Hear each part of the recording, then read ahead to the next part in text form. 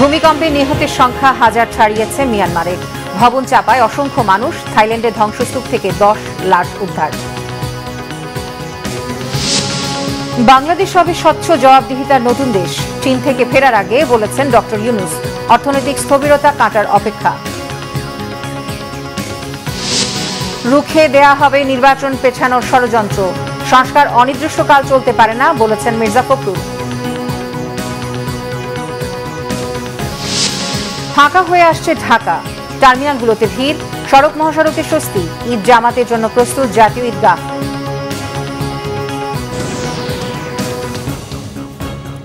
দেখছিলেন brown seven সংবাদ শিরোনাম। এবারে বিস্তারিত। শুরুতেই মিয়ানমার ও থাইল্যান্ডের ভূমিকম্প প্রসঙ্গ। শক্তিশালী ভূমিকম্পে মিয়ানমারে প্রাণহানি হাজার ছাড়িয়েছে। আহত হয়েছে 2000 জনের বেশি।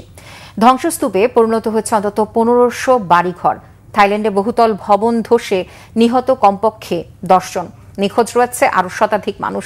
যুক্তরাষ্ট্রের ভূতত্ত্ব জরিপ ও গবেষণা সংস্থা ইউনাইটেড স্টেটস জিওলজিক্যাল সার্ভে জানিয়েছে মিয়ানমারে ভূমিকম্পে মোট নিহতের সংখ্যা 10,000 ছাড়িয়ে যেতে পারে।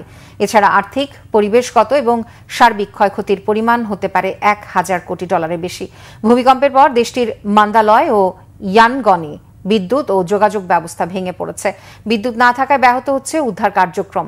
শক্তিশালী কম্পনে সবচেয়ে বেশি ক্ষতিগ্রস্ত হয়েছে নেপিডো, সাইগাং, মান্দালয় সহ 5টি শহর। আশঙ্কা করা হচ্ছে এসব শহরে ধসে পড়া ভবনের নিচে চাপা পড়েছেন অসংখ্য মানুষ। এদিকে থাইল্যান্ডে 33 তলা ভবন ধসে আটকে পড়াদের উদ্ধারে কাজ করছে 409 জন উদ্ধারকর্মী। এখন পর্যন্ত 6 জনকে মৃত অবস্থায় পাওয়া গেছে। এছাড়া 26 জন আহত এবং 47 জন এখনও নিখোঁজ রয়েছে। এছাড়া 15 জন জীবিত অবস্থায় চাপা পড়ে আছে বলে ধারণা করা হচ্ছে। এর আগে শুক্রবার স্থানীয় সময় বেলা 12টা 50 দিকে মিয়ানমারে আঘাত হানে 7.7 মাত্রার শক্তিশালী ভূমিকম্প। চীনের পিকিং বিশ্ববিদ্যালয় থেকে সম্মানসূচক ডক্টরেট ডিগ্রি গ্রহণ করেছেন অন্তর্বর্তীকালীন সরকারের প্রধান উপদেষ্টা ডক্টর মোহাম্মদ ইউনূস। অনুষ্ঠানে দেয়া বক্তব্যে অধ্যাপক ইউনূস বলেন, নতুন বাংলাদেশে স্বচ্ছতা, জবাবদিহিতা নিশ্চিত আর ক্ষুধা ও দারিদ্র্য মুক্তি অগ্রাধিকার পাবে। মোহাম্মদ ইউনূস বলেন, আমাদের নতুন সভ্যতা গড়ে তুলতে হবে যেখানে শুধু সম্পদ জড়ো করা নয়, সেখানে কার্বন নিঃসরণ, বেকার ও দারিদ্রতা শূন্যে নিয়ে আসতে হবে। চীন সফরের শেষ দিনে মোহাম্মদ ইউনূসকে চীনের পিকিং বিশ্ববিদ্যালয় সম্মানসূচক ডক্টরেট ডিগ্রি দেয়। অনুষ্ঠানে দেয়া বক্তব্যে প্রধান উপদেষ্টা নতুন বাংলাদেশে স্বচ্ছতা, জবাবদিহিতা, দারিদ্র্য মুক্তিকে অগ্রাধিকার দেওয়ার কথা জানান।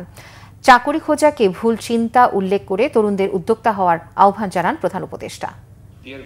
প্রধান উপদেষ্টার চীন সফরে দেশের স্থবির অর্থনীতি চাঙা হওয়ার সম্ভাবনা দেখছেন অর্থনীতিবিদরা। সেই সাথে চীনা ঋণের সুধার ও পরিশোধের সময়, মুক্ত বাণিজ্য চুক্তি এবং স্বাস্থ্য খাত নিয়েও নিবিড়ভাবে আলোচনার প্রস্তাব তাদের। অর্থনৈতিক করিডোর বাড়াতে চীনের সাথে সুসম্পর্কের বিকল্প দেখছেন না তারা। বিস্তারিত মামুন আবদুল্লাহ রিপোর্টে। পতিত স্বৈরাচার আওয়ামী লীগের সাথে ভারতের অতিরিক্ত দহরম মহরম, সীমান্তে নিরাপরাধ বাংলাদেশি হত্যা, পানির ন্যায্য হিস্যা না পাওয়া সহ নানা কারণে জনমনে ভারতের বিরুদ্ধে ক্ষোভ বেড়েই চলছে। ফলে দুদেশের কূটনৈতিক সম্পর্ক বেশ তলানিতে। এমন পরিস্থিতিতে প্রধান উপদেষ্টার চীন সফর বাংলাদেশের অর্থনীতিতে বেশ তাৎপর্যপূর্ণ। প্রধান উপদেষ্টার 4 দিনের চীন সফরে একটি চুক্তি ও 8টি সমঝোতা স্মারকের মধ্যেই দুদেশের সম্পর্ককে আটকে রাখতে নারাজ অর্থনীতিবিদরা। তাদের মতে এই সফরের ফলে বৈশ্বিক বাজারে বাংলাদেশের জন্য সম্ভাবনার দ্বার খুলবে কল্পনাতীতভাবে। থমকে যাওয়া অর্থনীতিতে বাড়বে গতি। একটা কান্ট্রি যখন এই ধরনের এফডিআই নিয়ে আসা বা বিভিন্ন ইন্ডাস্ট্রি করার আগ্রহ প্রকাশ করে, তখন অন্য দেশও কিন্তু এটাকে একটা ইতিবাচক হিসেবে দেখে। চীন যদি তার পজিটিভ সিগন্যাল দেয় তাহলে কিন্তু আমরা ব্রিক্সের সদস্য হতে পারবো, এবং ব্রিক্সের সদস্য হলে সারা আমি যেটা বলবো যে ব্রিক্সের যে মেম্বার কান্ট্রির যে বাণিজ্যের যে অংশ, যে এফডিআই এর যে অংশ, সেই অংশ থেকে সেই অংশতে আমরা অংশগ্রহণ করতে পারবো, আমাদের অর্থনীতি সামনের দিকে এগিয়ে যাবে। সম্ভাবনার পাশাপাশি সতর্ক হতেও পরামর্শ অর্থ বিশ্লেষকদের। তারা বলছেন, ঋণের সুধার এবং তিস্তা প্রকল্প নিয়ে বেশ দূরদর্শী পদক্ষেপ নিতে হবে বাংলাদেশের। কন্ডিশনগুলো ভালো করে দেখতে হবে, আমরা যাতে এই কন্ডিশনগুলো আমাদের ফেভারে রাখতে পারি। গ্রেস পিরিয়ড, একটা বড় ধরনের গ্রেস পিরিয়ড যাতে আমরা পেতে পারি, লম্বা একটা পেব্যাক পিরিয়ড যাতে আমরা পেতে পারি, এবং কনসেশনাল যে লোনের বিষয়টা। আরেকটা হলো যে duty free, quota free access, যেটা আমরা একটা নির্দিষ্ট সময়ের জন্য পেতে যাচ্ছি, এটিও আসলে একটা ইতিবাচক। একটা দেশের সাথে ইন্টিগ্রেশন থাকলে হবে না, আমার বিভিন্ন দেশের সাথে আমার ইন্টিগ্রেশন দরকার ইন্টারন্যাশনাল ট্রেড বাড়ানোর জন্য, আমার অর্থনীতিকে সমৃদ্ধ করার জন্য, আমার রিস্ক ফ্যাক্টর যেগুলো আছে একটা সামষ্টিক অর্থনীতিতে, এক্সপোর্ট ইম্পোর্ট এই জিনিসগুলো, ফরেন এক্সচেঞ্জ রিজার্ভ এই জিনিসগুলো বলাস্টারিং করার জন্য আমার কিন্তু আসলে রিজনাল কানেক্টিভিটি দরকার। দেশে মুখ থুবড়ে পড়া স্বাস্থ্য খাত এবং ভারতমুখী চিকিৎসা প্রবণতা কাটাতে এ খাতে চীনা বিনিয়োগকে আশীর্বাদ হিসেবে দেখছেন অর্থনীতিবিদরা। চিকিৎসার আমাদের যে খরচ, আউট অফ পকেট এক্সপেন্ডিচার, যেটি অ্যারাউন্ড 68 থেকে 70% মতো, প্লাস হচ্ছে একটা অনেক বড় বৈদেশিক মুদ্রা আমরা খরচ করি ভারত থেকে চিকিৎসা নেওয়া বা ব্যাংকক বা অন্যান্য দেশে, এই যে একটা আমাদের একটা প্রবণতা বাইরে যাওয়ার, যেহেতু আমরা দেশের মধ্যে সেই চিকিৎসাটা পাচ্ছি না। আমি নিজে ব্যক্তিগতভাবে অনেক দিন থেকে বলে আসছি যে 8টা ডিভিশনে আমরা যদি 8টা মানে বড় ধরনের হসপিটাল করতে পারি, সবাইকে কেন ঢাকায় আসতে হবে। গত অর্থবছরে চীন থেকে আমদানি ব্যয় ছাড়িয়েছে $1,664 কোটি। বিপরীতে দেশটিতে রপ্তানি হয়েছে মাত্র $41 কোটি মূল্যের পণ্য। মামুন আব্দুল্লাহ, বাংলা ভিশন, ঢাকা। বিএনপি মহাসচিব মির্জা ফখরুল ইসলাম আলমগীর বলেছেন, সরকার অনির্দিষ্টকালের জন্য সংস্কার করবে, কিন্তু নির্বাচন দেবে না তা হবে না। নির্বাচন যেন পিছিয়ে যায় সেই উদ্দেশ্যে একটি মহল দেশে বিশৃঙ্খলা নৈরাজ্যের চেষ্টা করছে বলে অভিযোগ তার। বলেন, কোনো বিঘ্ন সৃষ্টি করা হলে জনস্বার্থে বিএনপি আবার রাজপথে নামবে। আহমেদ সরওয়ারের রিপোর্ট। ফ্যাসিবাদ বিরোধী আন্দোলনে ক্ষতিগ্রস্তদের মাঝে বিএনপির ভারপ্রাপ্ত চেয়ারম্যান তারেক রহমানের পক্ষ থেকে ঈদ উপহার বিতরণ করে ঢাকা মহানগর উত্তর বিএনপি। রাজধানীর মাদানী অ্যাভিনিউতে এসব ঈদ সামগ্রী বিতরণের আগে আলোচনায় দলের মহাসচিব মির্জা ফখরুল ইসলাম আলমগীর বলেন, আন্দোলনের সময় বিএনপির প্রতি যে অত্যাচার হয়েছে তা নজিরবিহীন। সবার সম্মিলিত প্রচেষ্টায় শেখ হাসিনাকে বিতাড়িত করা গেছে মন্তব্য করে তিনি বলেন, এখন নির্বাচনের কথা বললেই কেউ কেউ বলে বিএনপি শুধু নির্বাচন করে। আমরা চাই যে সরকার খুব দ্রুত তারা সবকিছু ঠিকঠাক করে নির্বাচনের ব্যবস্থা দেবে। তার মানে এই না তারা অনির্দিষ্ট কালের জন্য ওই সংস্কার করবেন আর নির্বাচন হবে না, জনগণ তার প্রতিনিধি পাবে না, জনগণ তার নির্বাচিত প্রতিনিধি দেশ চালাতে পারবে না। এটা কি আপনারা চান? আমার দুঃখ হয় কিছু মানুষ তারা আপনাদের যে ফেসবুকের মধ্যে, ইউটিউবের মধ্যে তারা বিভিন্ন রকম কথা বলে এবং তাদের কথা টার্গেট কারা? তাদের টার্গেট হচ্ছে বিএনপি। কেন? তারা জানে যে নির্বাচন যদি হয় তাহলে বিএনপি বিপুল সংখ্যাগরিষ্ঠতায় নির্বাচিত হবে। সুতরাং এই দেশে একটা বিশৃঙ্খলা সৃষ্টি করা, একটা নৈরাজ্য সৃষ্টি করা, একটা এমন অবস্থা তৈরি করা যাতে করে এখানে নির্বাচন পিছিয়ে যায়। নির্বাচন যেন পিছিয়ে যায় সেই উদ্দেশ্যে কেউ কেউ দেশে নৈরাজ্য সৃষ্টির পায়তারা করছে অভিযোগ করে মির্জা ফখরুল বলেন, বিএনপি তা হতে দেবে না। জনগণের স্বার্থে যদি কোনো বিঘ্ন সৃষ্টি করা হয় তাহলে বিএনপি আবার মাঠে নামবে দাবি আদায় করে নিতে যাবে। আমি কথাগুলো বলছি এই জন্যে যে আমাদেরকে প্রস্তুত থাকতে হবে। ষড়যন্ত্র হচ্ছে, চক্রান্ত হচ্ছে দেশে বিদেশে আপনাদেরকে আবার আপনাদের ভোটের অধিকার থেকে বঞ্চিত করবার জন্য। আমরা সেটা হতে দেব না। পরিষ্কার কথা, যে যেখানে থাকেন, যে ইংল্যান্ডে থাকেন, ফ্রান্সে থাকেন আর আমেরিকায় থাকেন, আর সেখান থেকে মানুষকে উত্তেজিত করবার চেষ্টা করেন, বিভাজন সৃষ্টি করার চেষ্টা করেন। আমরা মানুষের সঙ্গে আছি, আমরা মানুষের সঙ্গে থেকে রাজনীতি করছি। সুতরাং আমাদেরকে কেউ বিপদে পরিচালিত করতে পারবে না, বাংলাদেশের মানুষকেও কেউ বিপদে পরিচালিত করতে পারবে না। পরে বিভিন্ন শ্রেণী পেশার মানুষের হাতে ঈদ সামগ্রী তুলে দেন বিএনপি মহাসচিব। আহমেদ সরওয়ার, বাংলা ভিশন, ঢাকা। গুম, খুন ও হত্যায় জড়িত র্যাব কর্মকর্তাদের কেন বিচারের সম্মুখীন করা হচ্ছে না প্রশ্ন বিএনপির আন্তর্জাতিক বিষয়ক কমিটির সদস্য ইঞ্জিনিয়ার ইশরাক হোসেনের। তিনি বলেন, আওয়ামী লীগের নামে দেশের মাটিতে কাউকে রাজনীতি করতে দেওয়া হবে না। আওয়ামী সরকারের আমলে গুমের শিকার পরিবারের সদস্যদের মাঝে ঈদ উপহার বিতরণ অনুষ্ঠানে এসব কথা বলেন ইঞ্জিনিয়ার ইশরাক হোসেন। অনুষ্ঠানে আয়োজন করে সাদেক হোসেন খোকা ফাউন্ডেশন। এ সময় ইশরাক হোসেন অভিযোগ করেন, গুম কমিশন ধীর গতিতে চলছে। যতক্ষণ পর্যন্ত গুম খুনের ন্যায় বিচার না হবে ততক্ষণ পর্যন্ত জোরালো আওয়াজ তোলা হবে।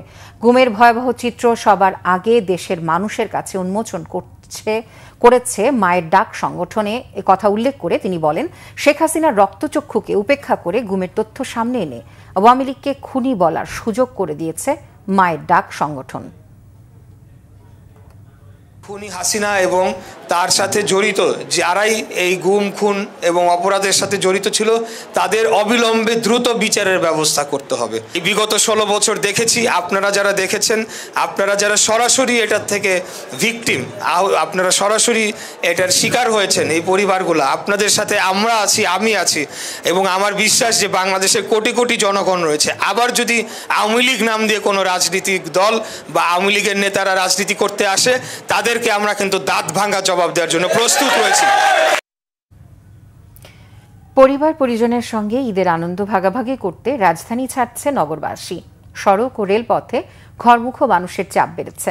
ভোগান্তি ছাড়া নিজ গন্তব্যে যেতে পারায় খুশি যাত্রীরা। তবে বরাবরের মতো এবার আছে বাড়তি ভাড়া নেওয়ার অভিযোগ। টিকিট দেখে রেলওয়ে স্টেশনে প্রবেশের অনুমতি পাচ্ছেন যাত্রীরা। এদিকে এই যাত্রা নিরাপদ, স্বাচ্ছন্দ্যময় ও উৎসব মুখর করতে রেল বাস টার্মিনালগুলোতে আইনশৃঙ্খলার বিভিন্ন বাহিনী সদস্যদের টহল অভিযান অব্যাহত রয়েছে। ফাঁকা ঢাকায় ষড়যন্ত্রের কোনো সম্ভাবনা নেই, তবে কিছু ঘটলে জনগণকে নিয়ে তার মোকাবেলা করা হবে বলে জানিয়েছেন স্বরাষ্ট্র উপদেষ্টা। সকালে গাবতলী বাস টার্মিনাল পরিদর্শনে গিয়ে সাংবাদিকদের এসব কথা জানান তিনি। রাজধানী সহ সারা দেশে নিরাপত্তা নিশ্চিতে সকল আইনশৃঙ্খলা বাহিনীর ছুটি বাতিল করার কথাও জানান উপদেষ্টা। ঈদ উল ফিতরের প্রধান জামাত সকাল 8:30টায় জাতীয় ঈদগাহে অনুষ্ঠিত হবে। তবে আবহাওয়া প্রতিকূল থাকলে ঈদের প্রধান জামাত সকাল 9টায় বায়তুল মোকাররম মসজিদে অনুষ্ঠিত হবে, জানিয়েছেন ঢাকা দক্ষিণ সিটি কর্পোরেশনের প্রশাসক মোহাম্মদ শাহজাহান মিয়া। ঈদ উল ফিতরের প্রধান জামাত আয়োজন উপলক্ষে জাতীয় ঈদগাহের প্রস্তুতি প্রায় শেষ পর্যায়ে। শনিবার সকালে সকল প্রস্তুতি পরিদর্শন করেন ঢাকা দক্ষিণ সিটি কর্পোরেশনের প্রশাসক মোহাম্মদ শাহজাহান মিয়া। রাষ্ট্রপতি, প্রধান উপদেষ্টা ও রাষ্ট্রের গুরুত্বপূর্ণ ব্যক্তিবর্গ সহ সাধারণ মুসল্লিদের নামাজ আদায়ে সব ধরনের প্রস্তুতি নিয়ে কথা বলেন শাহজাহান মিয়া। 35,000 মুসল্লি নামাজ আদায় করতে পারবে। মহিলাদেরও বিশেষ ব্যবস্থা থাকবে। নিরাপত্তার কোনো শঙ্কা নেই, তবু আইন শৃঙ্খলা বাহিনীর তৎপরতা নিয়ে সন্তুষ্টির কথা জানান প্রশাসক। সৌদি আরব সহ মধ্যপ্রাচ্যের দেশগুলোতে এখনও ঈদের চাঁদ দেখা যায়নি। চাঁদ দেখা গেলেই সিদ্ধান্ত জানাবে দেশগুলো। তবে এরই মধ্যে চাঁদ দেখা গিয়েছে অস্ট্রেলিয়ায়। সোমবার ঈদ উল ফিতর উদযাপন করবে দেশটি। অস্ট্রেলিয়ার চাঁদ দেখা কমিটি মুন সাইটিং অস্ট্রেলিয়া জানিয়েছে, দীর্ঘ সময় পর্যবেক্ষণের পর স্থানীয় সময় সন্ধ্যা 6:57 আকাশে চাঁদ দেখা যায়। ভৌগোলিক অবস্থানের কারণে অস্ট্রেলিয়া চাঁদ দেখার ক্ষেত্রে এগিয়ে থাকে। এবছরও তার ব্যতিক্রম নয়। এমনকি রমজান শুরুর ঘোষণায়ও এগিয়ে ছিল দেশটি। অস্ট্রেলিয়ার পাশাপাশি ওই একই দিনে ঈদ উদযাপন করবে ইন্দোনেশিয়া, ব্রুনেই, মালয়েশিয়া। এদিকে আজ সন্ধ্যার পর থেকে সৌদি আরবে ঈদের চাঁদ অনুসন্ধান শুরু হয়েছে। চাঁদ দেখা গেলে তথ্য উপাত্ত বিশ্লেষণ করে তবেই ঈদ উদযাপন করবে দেশটি। শপিং করতে আসা রোজাদারদের জন্য ইফতারের নানা প্যাকেজ ও মুখরোচক সব খাবারের আয়োজন করেছে বসুন্ধরা সিটি শপিং কমপ্লেক্সের 8 তলার ফুডকোর্টগুলো। কেনাকাটা করতে আসা অনেকেই ইফতার করতে ভিড় করেন সেখানে। খাবারের মান আর স্বাদ দুয়েরই প্রশংসা করলেন রোজাদারেরা। বসুন্ধরা শপিং কমপ্লেক্সে ফুডকোর্টের ইফতার আয়োজন নিয়ে আরো জানাচ্ছেন মোবাশ্বের আহমদ। অনেকেই সপরিবারে ইফতার ও ঈদ কেনাকাটা করার পরিকল্পনা নিয়ে বের হয় দুপুরের পর। আর এই পরিকল্পনায় রোজাদারদের পছন্দের তালিকায় থাকে বসুন্ধরা সিটি শপিং কমপ্লেক্স। কেনাকাটার ফাঁকে ইফতার সেরে নিতে বসুন্ধরা সিটি শপিং কমপ্লেক্সের ফুডকোর্টগুলো ব্যাপক জনপ্রিয়। একই সাথে অনেক দোকান হওয়ায় প্রায় 2 থেকে 300 মানুষ ইফতার করতে পারে এখানে। রোজাদারেরা পছন্দ মতো ইফতার প্যাকেজ নিতে পারেন, সাথে রয়েছে মুখরোচক সব খাবার।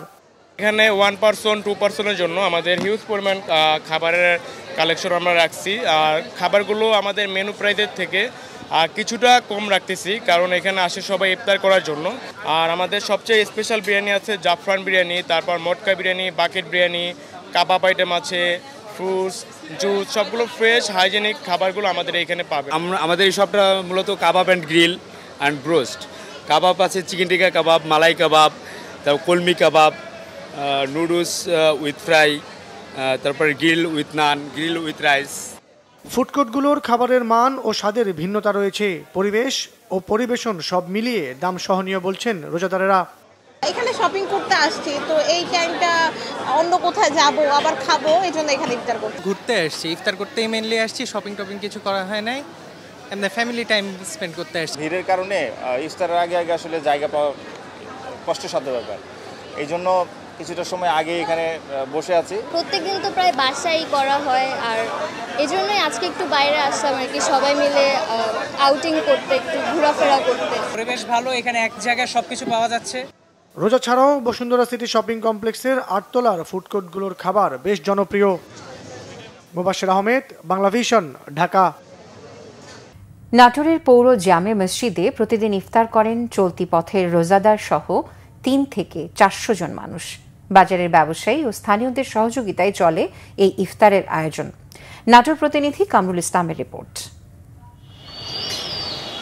নাটোর শহরের মাদ্রাসা মোড়ে 2000 সালে গড়ে ওঠে পৌর জামে মসজিদ। পৌরসভা পরিচালিত নাটোর বগুড়া বাস স্ট্যান্ডে মসজিদটিতে নামাজ আদায় করেন বাস যাত্রীরা সহ সর্বস্তরের মানুষ। পবিত্র রমজান মাসে প্রতিদিন ইফতারের আয়োজন করা হয় মসজিদে। এবারও প্রথম রোজা থেকে হচ্ছে এই আয়োজন। মসজিদটা 25 বছর বয়স, এই 25 বছর থেকে এখানে ইফতারি হয়। মাঝখানে করোনা হওয়ার জন্য এখানে ইফতারিটা বন্ধ হয়ে যায়। বন্ধ হয়ে যাওয়ার পর আবার ছেলেপেলেগুলো, আমার ময় মুরব্বী, এমন ছোট ভাই ব্রাদাররা সবাই মিলে আবার ইফতারিটা নতুন করে চালু করা হয়। এমন এই ইফতারিটা যাতে চালু যাতে সারা জিন্দগি যাতে আমরা করতে পারি, সেই দোয়াটা আমরা চাই, আমরা সেই দোয়াটা করবেন আমাদের জন্য। শুধু মহল্লাবাসী নয়, চলতি পথের রোজাদার সহ স্থানীয় ব্যবসায়ীরাও স্বতঃস্ফূর্তভাবে এখানে ইফতার করেন। এখানে ইফতারি যারা করে, এই সাধারণ লোকজন আছে, দোকানপাটের লোকজন আছে, বাইরের লোকজন আছে, বাস স্ট্যান্ডে অনেক লোকজন আসে, তারা ইফতারি করে। হচ্ছে পথযাত্রী, পথচারী বা বিভিন্ন লোকজন এখানে এসে ইফতারি করে এবং এই ইফতারির সার্বিক সহযোগিতায় আমাদের গাড়িখানা গোরস্থানের খাদেম মোহাম্মদ আমিনুল ইসলাম সাগর ভাইয়ের। প্রথম রোজা থেকে 300-400 রোজাদার এখানে ইফতার করেন। বাস স্ট্যান্ডে মসজিদ হওয়ায় ইফতার আয়োজনে স্থানীয়দের পাশাপাশি সহযোগিতা করেন ব্যবসায়ীরাও। 300, 350, 400 মতো আল্লাহ পাকের খাস মেহমান ইফতারি করে। এই ইফতারিটা বিশেষ করে এখানে যেহেতু মহল্লা না, এটা পৌর জামে মসজিদ সংলগ্ন পৌর মসজিদ, এটা পৌরসভা পরিচালিত, কিন্তু এখানে এই আশেপাশের দোকান পাটে যে সমস্ত লোকেরা এখানে ব্যবসা বাণিজ্য করে, এই ইফতারিটা আমাদের সংগ্রহ হয় আমাদের বিভিন্ন মুসল্লির কাছ থেকে। চাউল, খেজুর, ডাউল, তারপরে আপনার তেল, এরা বিভিন্ন জন এই সহযোগিতা করে। রমজান মাসের সবচেয়ে আনন্দঘন মুহূর্ত ইফতার, আর এমন আয়োজন ইফতারের গুরুত্ব আরো বাড়িয়ে দেয় বলে মনে করেন রোজাদাররা। কামরুল ইসলাম, বাংলা ভিশন, নাটোর। ঈদের আগ মুহূর্তেও কেনাকাটা শেষ করতে রাজধানীর বিপণী বিতানগুলোতে ছুটছেন ক্রেতারা। লাইফস্টাইল ব্র্যান্ড সারার বনশ্রী আউটলেট ঘুরে বিস্তারিত জানাচ্ছেন নাবিল জাহাঙ্গীর। রোজার শেষ শনিবার, ঈদকে সামনে রেখে নিজের এবং প্রিয়জনের জন্য পছন্দের পোশাক কিনতে এখনও বিপণী বিতানগুলোতে আছে ক্রেতাদের আনাগোনা। দেশের জনপ্রিয় লাইফস্টাইল ব্র্যান্ড সারার বনশ্রী আউটলেটেও শেষ মুহূর্তের ঈদ কেনাকাটায় ব্যস্ত ক্রেতারা। ক্রেতারা জানালেন, কর্মজীবনের ব্যস্ততা সহ নানা কারণে এখনও তাদের অনেকের ঈদের কেনাকাটা শেষ হয়নি। কেউ কেউ আবার ভিড় এড়িয়ে কিছুটা নিভৃতে কেনাকাটা সারতে অপেক্ষা করেছেন। লাস্ট উইকে আসলাম, তখন অনেক ভিড় ছিল, এখন একদমই ফাঁকা। খুবই ভালো এবারে কালেকশন। বাবার জন্য পাঞ্জাবি নিলাম, আমার ড্রেস নিলাম, ভালো ছিল। অনেক কালারে পাঞ্জাবি আছে আমার পছন্দ, আমার বিশেষ করে এই সব কালারে, পার্পল কালারে পাঞ্জাবি নিব এবার। ইয়েলো আর একটা রেড। এই তো ফ্রেন্ডের সাথে আসছি, ফ্রেন্ডের কাজিনও আছে সাথে, তো একটা আর কি ট্রাউজার কিনছি আর পাঞ্জাবি খুঁজতেছি। আজকে তো আমি আমার জন্যই দেখতে আসছি, কালেকশনগুলো দেখতে আসলাম। এবারে কালেকশনগুলো অনেক ভালো। আব্বুর জন্য একটা প্যান্ট, আমার জন্য একটা গেঞ্জি। আমি তো জব করি, সময় পাচ্ছিলাম না, তো এমনি ওর ফাঁকে ফাঁকেই কেনা হয়েছে, তো এখন তো অনেক সময়, এই জন্য ওদেরকে নিয়ে বের হয়েছি। প্রতিষ্ঠানটির কর্মীরা বলছেন, এবছর বিক্রি ভালো হলেও ঈদের আগ মুহূর্তে এসে বিক্রিতে এখন ভাটার টান। সারার ঈদ কালেকশনের মধ্যে এবার ক্রেতাদের বিশেষ নজর কেড়েছে শিশুদের জামা কাপড়। আমাদের সব থেকে বাচ্চাদের কালেকশনটা বেশি চলে। আমাদের বাচ্চাদের প্রায়োরিটি দিয়ে আমাদের টি শার্ট, পাঞ্জাবি, বাচ্চাদের সব কিছুই আছে ধরতে গেলে এখানে। এবার মোটামুটি আলহামদুলিল্লাহ ভালো ব্যাকআপ হয়েছে, সেল হয়েছে। শেষ মুহূর্তে একটু কম থাকে, কারণ সবাই কেনাকাটা কমপ্লিট করে গ্রামে চলে যায়, তো এখন আর কি মোটামুটি অল্প কিছু যেগুলো আর কি শেষ মুহূর্তে যে মানুষগুলো আর কি মানে কাজ শেষ করে এসে হয়তো না মানে কেনার ইচ্ছা ছিল না কিনতে চাচ্ছে আর কি, তো ওরকম আর কি তারা এসে আর কি। বিভিন্ন বয়সের নারী পুরুষ কিংবা শিশু সবার পছন্দের কথা মাথায় রেখে তৈরি সারার ঈদ কালেকশন ক্রেতাদের ঈদ আনন্দ বাড়িয়ে দেবে, এমনটাই প্রত্যাশা প্রতিষ্ঠানটির। নাবিল জাহাঙ্গীর, বাংলা ভিশন, ঢাকা। ভারতের ছত্তিশগড়ের সুকুমার নিরাপত্তা বাহিনীর সাথে বন্দুকযুদ্ধে নিহত হয়েছে অন্তত 16 জন সন্দেহভাজন মাওবাদী, গুরুতর আহত হয়েছে 2 পুলিশ সদস্য। কেরালাপাল থানা এলাকার একটি জঙ্গলে নিরাপত্তা কর্মীদের একটি যৌথ দল নাকশাল বিরোধী অভিযানে বের হয়। সেখানেই সকাল 8টার দিকে শুরু হয় দুপক্ষের বন্দুকযুদ্ধ। দক্ষিণ ছত্তিশগড়ের wrinkle inspector general P Sundarraj 16 জনের মৃত্যুর খবর নিশ্চিত করেছেন। তিনি জানান, ঘটনাস্থল থেকে AK-47 রাইফেল, দেশীয় রাইফেল, বিস্ফোরক ছাড়াও অন্যান্য অস্ত্রও পাওয়া গেছে। ভারতের কেন্দ্রীয় স্বরাষ্ট্রমন্ত্রী অমিত শাহ তথ্যটি নিশ্চিত করে বলেছেন, 2026-এর 31 মার্চের আগেই ভারত থেকে নাকশালবাদ নির্মূল করতে অঙ্গীকারবদ্ধ ভারত সরকার। এদিকে অভিযান এখনও চলছে বলে জানিয়েছেন ভারতের নিরাপত্তা বাহিনী। সংবাদ শেষ করব ক্রাউন সিমেন্ট শিরোনামগুলো আরও একবার জানিয়ে। ভূমিকম্পে নিহতের সংখ্যা 1000 ছাড়িয়েছে মিয়ানমারে। ভবন চাপায় অসংখ্য মানুষ।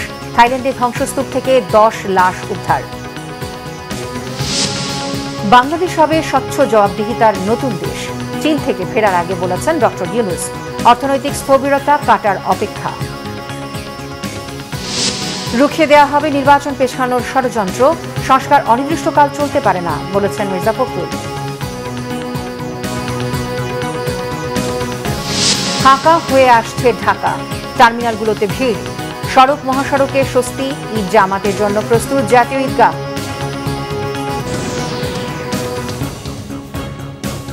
এই ছিল এখনকার মতো। পরের সংবাদ রাত 10:30টায়, এর আগে 9টায় নিউজ 20। এছাড়া বাংলা ভিশন সংবাদ ও সংবাদ সংশ্লিষ্ট অনুষ্ঠান দেখতে ভিজিট করুন www.bbnews24.com ও facebook.com/banglavishnnews এবং সাবস্ক্রাইব করুন youtube.com/banglavishnnews। এতক্ষণ সাথে থাকার জন্য ধন্যবাদ সবাইকে।